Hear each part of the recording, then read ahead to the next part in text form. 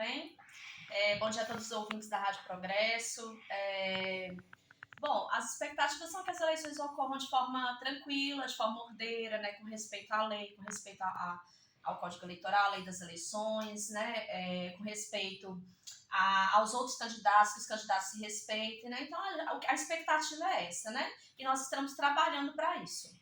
Doutora, recebeu algumas denúncias durante esse período de 30 dias das eleições? Chegaram algumas denúncias aqui na 35ª Zona, denúncia de fake news, denúncia de compra de votos. Como é que a senhora faz esse análise desses 30 dias?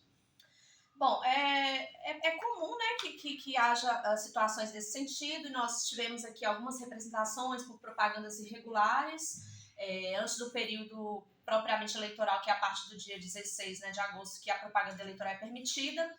Nós tivemos situações de propaganda eleitoral antecipada, né, que foram solucionadas, foram resolvidas, foram adotadas as medidas judiciais cabíveis.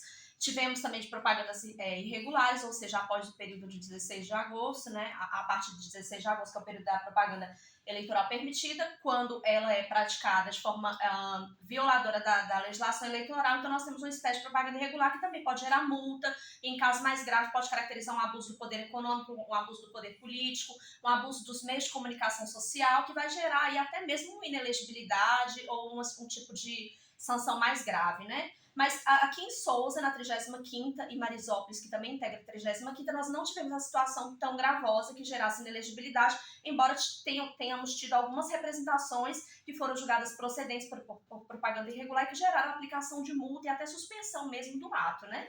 Tudo que foi denunciado já foi resolvido dentro do Ministério Público? Não, nós ainda temos algumas situações pendentes de regularização, até porque nós temos duas frentes de atuação aqui. Nós recebemos procedimentos extrajudiciais, ou seja, que chegam para o Ministério Público e não para o Judiciário, para o Ministério Público apurar a situação. E aí nós oficiamos as pessoas para serem ouvidas, né, para prestarem esclarecimentos, complementação daqueles dados que normalmente vêm como notícia anônima. E temos a atuação também judicial, que é quando há necessidade realmente de instauração de um procedimento judicial, seja por parte do próprio Ministério Público, seja por parte dos advogados dos partidos normalmente, né, ou dos candidatos que ajuizam essa ação, e nós atuamos. E não tivemos tantas, mas tivemos alguns procedimentos envolvendo fake news. Doutora, até o fim das eleições, há um prazo estabelecido pela Justiça Eleitoral. Os eventos que vão acontecer, essas motos fazendo barulho, tal, zoar na rua, fogos, tal, se tem um prazo e tem um horário? Então, essa é uma questão que o doutor Normando ele tem trabalhado, né? Ele é o juiz que atua junto à 35ª Zona.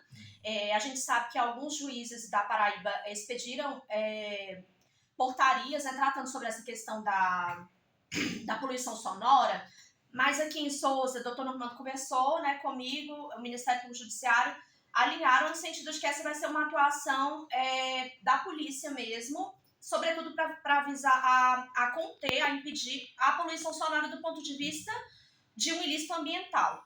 Ou seja, a sonorização por si só, ela não é crime, desde que respeite aqueles decibéis previstos na lei das eleições, né? Então, a polícia vai aferir, exatamente. Tem o aparelho próprio, né, que é o decibelímetro, que vai aferir medir essa sonorização para ver se ultrapassa aquela previsão que a lei determina que é o limite máximo para caracterizar já um ilícito eleitoral quando ultrapassa. Então, assim, a sonorização por si só, ela não é crime. O que é crime é essa ultrapassagem daquele limite sonoro permitido pela lei. E aí a polícia vai ter que estar com esse aparelhinho realmente para aferir. Em termos de segurança, vocês conversaram com as polícias militar, civil e corpo de bombeiro? Está tudo acertado para a segurança do pleito eleitoral até o dia 6? Sim, nós fizemos uma reunião conjunta, o Poder Judiciário, o Ministério Público, a Segurança Pública. Nós fizemos uma reunião para tratar sobre isso, já tem mais ou menos umas 2 semanas que essa reunião foi realizada, inclusive foi entregue um documento para as forças públicas, né, para atuação em cada específico ilícito que for eventualmente caracterizado ali no dia. Então nós já estamos bem alinhados nesse sentido para que tenhamos realmente uma eleição tranquila, né, ordeira. Doutora, os locais de votações já foram vistos, já foram escolhidos, já foram revisados pela Justiça Eleitoral para que nada venha a acontecer com o problema das sessões eleitorais? Em termos de estado da Paraíba, isso já começou a ser feito. A 35ª ainda não ocorreu essa fiscalização, ela vai ocorrer na quinta-feira, dia 26 de setembro. As urnas chegam no núcleo, que é Cajazeiras, e estaremos lá, Ministério Público, Poder Judiciário, as forças de segurança pública, para que possamos realmente inspecionar as urnas, passar nos locais de votação também, nos próximos dias aí antes das eleições, para verificar se está garantido o sigilo de cada urna. E no dia das eleições, evidentemente, o Ministério Público também estará circulando para garantir que as eleições aconteçam da forma mais tranquila, democrática, né, sem violação, né, sem boca de urna, assim, pelo menos vamos tentar, né, evitar que isso aconteça, né, sem problema nas filas, né, sem compra de votos, sem transporte regular de eleitores, porque são todas situações irregulares que o Ministério Público vai estar apurando nas ruas, né. Em termos de transporte, é suficiente o número de transporte para conduzir os eleitores até as sessões eleitorais?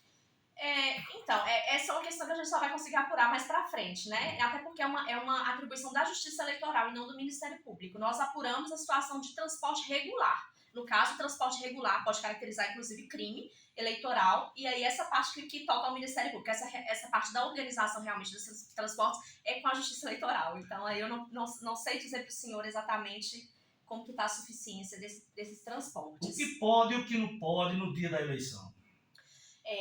Bom, vamos lá.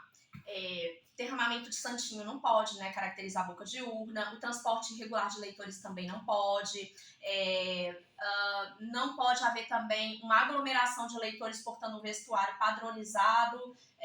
Pode caracterizar também uma situação, né, vedada pela lei no dia da eleição. É possível o uso de broches, né? Ou seja, a manifestação individualizada ela é possível, né? Algumas pessoas têm dúvida em relação a isso. Mesários, pessoas que trabalham no âmbito da Justiça Eleitoral não podem fazer uso de nada que identifique um candidato, né? Também é uma situação vedada. O eleitor